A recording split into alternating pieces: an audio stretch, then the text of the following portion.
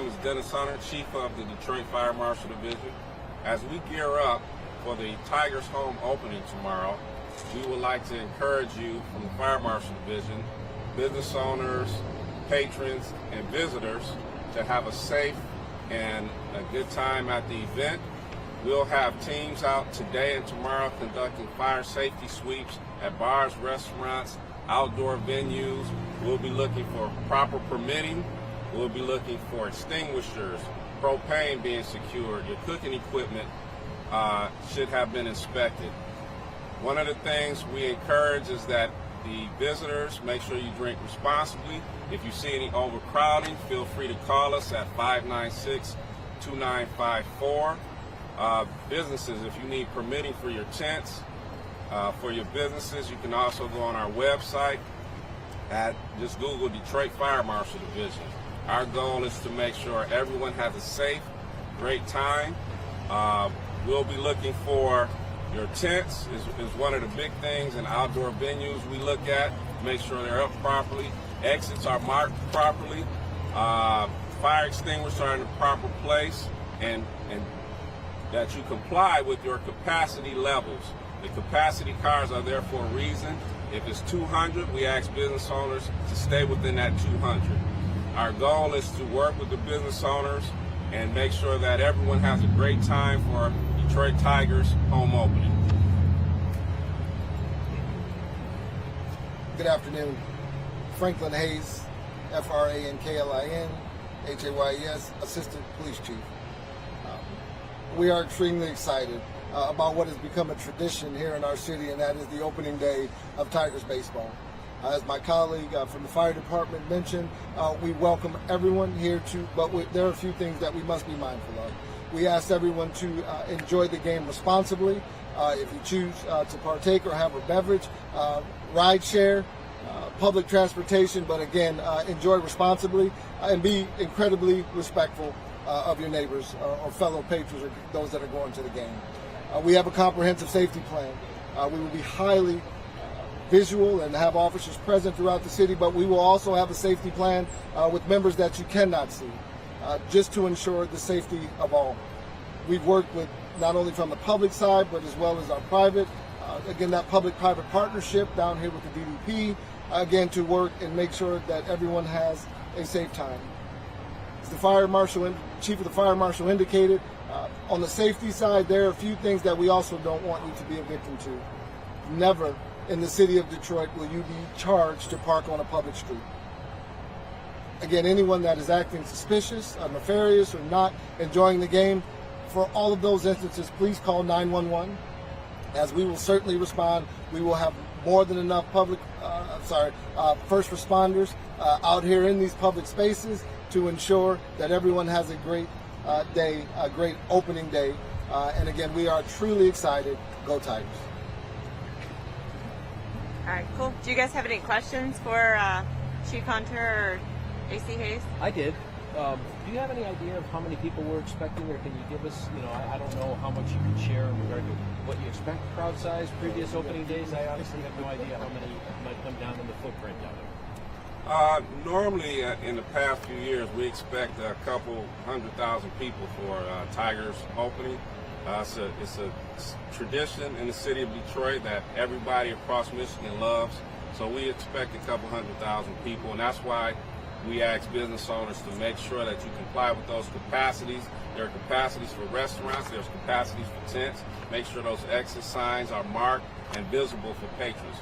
We just want to have everybody have a safe, great time, and like I said, make sure those permittings are proper. How early do you expect people to be rolling in? Oh, well, for the Detroit Tigers, they're going to be here early in the morning. So 6, 7 o'clock is kind of what? I would think probably like 8, 9 o'clock. And we'll have teams along with Detroit Police. We work with a partnership with Detroit Police and the Downtown Partnership. We'll have teams out at 8 in the morning doing fire sweeps tomorrow all day. And I'm also interested in asking out of my own ignorance. I thought people could just bring a grill down. Are there things people need to consider beyond the tents and the businesses of what they can bring and do it properly? If you can elaborate a little more. Yeah, absolutely. So per the City of Detroit Fire Code, you cannot have barbecue grills on a public way or public property. You only can do it at your home. We ask that the business owners, they should know, but if they don't know, you can't cook under tents. You have to cook outside of tents. But no, you can't bring any grills or anything down and put it on a public way to cook. So no grilling in a parking lot? No grilling in the parking lot, none of that. Got it. Yeah. What will happen if they try that? I'm not trying to... Well, like I said, we'll, along with my team from the Fire Marshal Division and the Chief's team from DPD, we'll politely remind you that you can't do it. And our other enforcement tactic is you will get a citation. Thank you. Thank you. Do you know how much the citation might be, or if that's a criminal citation or a civil citation? If I'm not mistaken, I think they're $500, and that would be a misdemeanor. When we talk parking, you mentioned no cost. So if you got a street spot, you're good. I don't know how often it happens if people still come up and say that, they try to charge people, or what. If you could take us a layer deeper in regard to parking and access to it. Well, again, in public spaces in the city of Detroit, outside of a meter, no one will ever ask you for cash to park on a public street. So if there is metered parking, which you would need to get here extremely early to occupy one of those spots, again, it is not legal, and it is not the practice of the city of Detroit, the municipal parking division, to charge people cash or visitors cash to park on public streets. And not to get into the minutia, but if, for example, parking across from LCA, I've done it before. I think there's a limit there, 2-hour limit. So is all that still being enforced tomorrow, or since it's opening day, can people park and be good for the duration of the fun until the game's over? All game goers or event goers will have to uphold the parking laws and regulations here in the city. And if I could circle back, as Chief Hunter mentioned, when you talked about the barbecue grills, or those that may not know, we appreciate partnerships just like this, so we have an opportunity to educate those that may be thinking of coming down and enjoying the games, because our goal is to educate, and then if that is ineffective, then we go to enforce. So again, appreciate this opportunity to do just that, and hope that they glean those that may have been considering as to what you can and can't do down here in the city of Detroit. Two questions. Can you tell us about how many officers from each department will be working just for the game tomorrow, approximately, and how much of that of the total staff that might be? Well, I won't give numbers, but I will say we will have a very visible presence down here. However, it will in no way compromise our delivery of core services to the neighborhoods throughout the city of Detroit. Okay. And then for fire, are you able to elaborate on your personnel? For the Fire Marshal Division, we'll have multiple teams of 2. We'll probably have about 15 inspectors out through the downtown area, just constantly going into the restaurants, tents, bars, outdoor venues. And as the Chief Hayes said, we just want to make sure everyone has a safe, good time. Our job is not to harass. Our job is to make sure that you're safe and you can get out of these venues if needed. And if there's a capacity over limit, if somebody's got 250, 300, and they're at 200, what happens to the business? So if we go into a business and the capacity, for example, is 250, and they have 300 or 400 patrons in there, we will calmly ask the owners that they escort some of those patrons out. They stop letting people in. We'll get the number down to what it's supposed to be. I had one last one in regard to, is there any clarification needed for people who may be carrying weapons in regard to screening areas that they can't, not to encourage it, not to bring it up, etc., but I just want to make sure to clarify if there's anything relevant to share. Well, the Detroit Police Department would never deter anyone from what is their constitutional right or the privileges to carry a firearm legally. We have enough officers that we have that covered. If it's a safety concern, you can rely on us. We will be here. Being mindful of venues, whether it's a nightclub, whether it's a bar or restaurant or actually the game, be mindful of the regulations as it relates in the MCL or the concealed carry law. To that, and then also be mindful if you are partaking in alcohol as to, again, what those rules of conduct are if you are carrying a firearm. So I will not discourage anyone from not doing it, but I will offer the services of the Detroit Police Department to be their safety plan in the event they have a conflict. Just to be clear, though, no areas are being restricted in terms of screening operations or anything like that, right? I'm sorry, and if I may, we can defer to the Downtown Detroit Partnership on that, but there are weapons-free zones that have been designated throughout. So again, when we talk about again making the decision whether or not to bring them, you may, as you're going through and traversing through the footprint down here of the mini activations, you may come up on a place that you really like to enjoy, but it is a weapon-free zone. So at that point, now you're stuck. You know, do I go put something in, try to secure it in a different place, legally secure it, or do you have to turn around and go home because you can't enjoy it because you chose to make the decision to carry a firearm? So again, I just want everyone to be incredibly mindful that with the comprehensive safety plan that we have down here, again, both from the public-private partnerships, that the need to carry a firearm, we don't see it. Thank you. And then when you're back to the talk a little bit about what's going on here. You did. Drum roll, right. You tell me. Yeah, Eric Larson, CEO of the Downtown Detroit Partnership, ERIC-LARSON. Great to be here. Great to be with not only our partners at the police department, Detroit Police Department, but also obviously Detroit Fire and all of the public safety that ultimately makes these events so great. Downtown Detroit Partnership is excited to present Detroit's official opening day party here in Grand Circus Park, presented by Miller Lite. It's going to be an incredible party. It starts at 9. We'll go all the way till 5. So get here early. We will have magnetometers, metal detectors that we work very closely with DPD on in all of the public parks. Public parks are weapons-free areas throughout the city, and so we want to make sure that we're coordinating with our public safety sector to make sure that the event is safe and inviting. We're excited because it's not only a great time to be able to explore Detroit, it's also a great time to change perceptions about Detroit. You know, as was discussed earlier, there are hundreds of thousands of people that come into Detroit. Many of those are from outside of the core city. We have people that are coming actually from multiple states around the country, and this is a great time for us to not only show, you know, just how great Detroit is and how far we've evolved, but also how exciting our Detroit Tigers are on the opening of Tigers baseball season.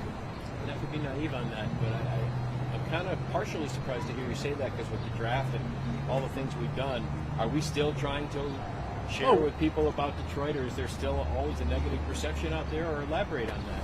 So I don't think there's a negative perception at all about Detroit, but then again, you know, I'm a little biased. But, you know, the challenge is, you know, we've got, you know, 300 million people in this country that, you know, not necessarily all of them have made it to the draft or made it to a Tiger opening day. And so we're still educating the community and the country and the world about just how far Detroit has come and all the exciting things that are taking place in the city. And the fact that, you know, as you're hearing today, Detroit is a place that you can come, you can participate safely, and you can participate in a way that is respectful and ultimately exciting, building great memories for the future. We are still, you know, making sure that we're welcoming people from outside. Last year we had a 4% increase in attendance for opening day over 2023. This year I think it'll even exceed that. The weather, we got all that great, you know, spring showers out of the way yesterday, and we'll be ready to receive hundreds of thousands of people, as you've heard, here tomorrow morning. I think the other thing to really think about is, you know, out of the people that ultimately come to a city and make a decision to either return to the city or invest in the city, 60% of them have been to that location before. And so having a couple 100,000 people in the core of our city will hopefully translate not only to great economic opportunities and social gatherings for that day, but also future investments and opportunities for the city going forward. I don't know if you have any metrics you can share off the top of your head, but we heard roughly a couple 100,000. Do you have a numeric target of how many people may be here tomorrow? And the other thing I'm interested in weaving that into is, we talk about Lions playoff games, the draft, which was off the charts. In the hierarchy and the uniqueness of opening day in Detroit, how do you rank it tomorrow with the opportunities the city has, as you're discussing, to showcase in this way?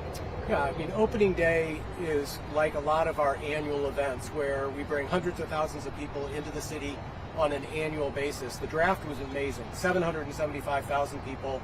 60% of those came from outside of this region. I mean, incredible opportunity to showcase the city. But these annual events that bring this kind of traffic into the city in a way that is safe and inviting change all kinds of perceptions. And so the multiplier effect of an opening day year in and year out is incredible. And so, again, I love the one-offs like the draft, and we've in 2027 we've got Final Four. So we'll have those large events that bring people that haven't normally been here.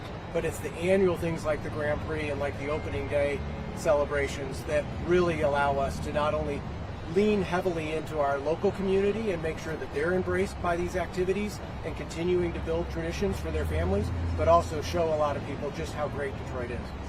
Not to monopolize, but lastly from me, do you have a financial metric that what tomorrow means? Have you come across one? So we do economic impact analysis. We also do attendance analysis through cell phone collection data. So we'll be able to post opening day, be able to give some very specific metrics.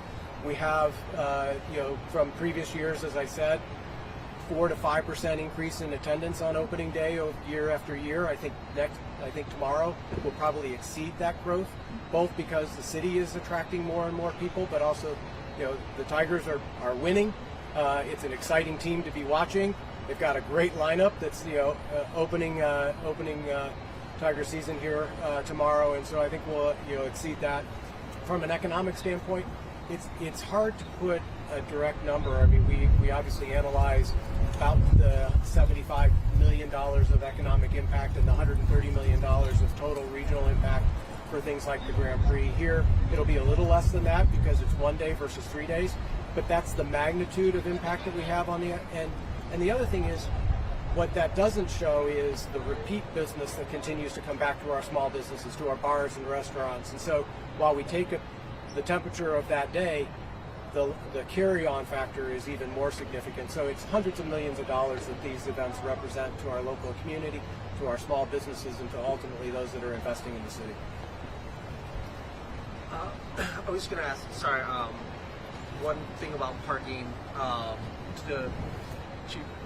We heard at one point that there were some of the lots that were scalping, trying to charge outrageously amounts to go in. Have you guys heard of anything like that, or should people be aware of that being a possibility down here? Great question. So we are constantly looking for that type of predatory behavior, not only with the police department, but with our partners at BC Building Safety Engineering Division. Please forgive me if I misspoke, but the acronym is BC, where we are looking for those very instances. We will, again, when I talked earlier about the safety plan that we have, we will have the officers that are visible, but we will also have a contingent that you will not be able to see, and it's initiatives like that, scalping, whether it's perhaps selling alcohol illegally or selling it to minors, counterfeit merchandise, things of that nature. So that is absolutely something that we will be on the lookout for, as that type of conduct is unacceptable here in the city of Detroit. Thank you, sir. Appreciate it.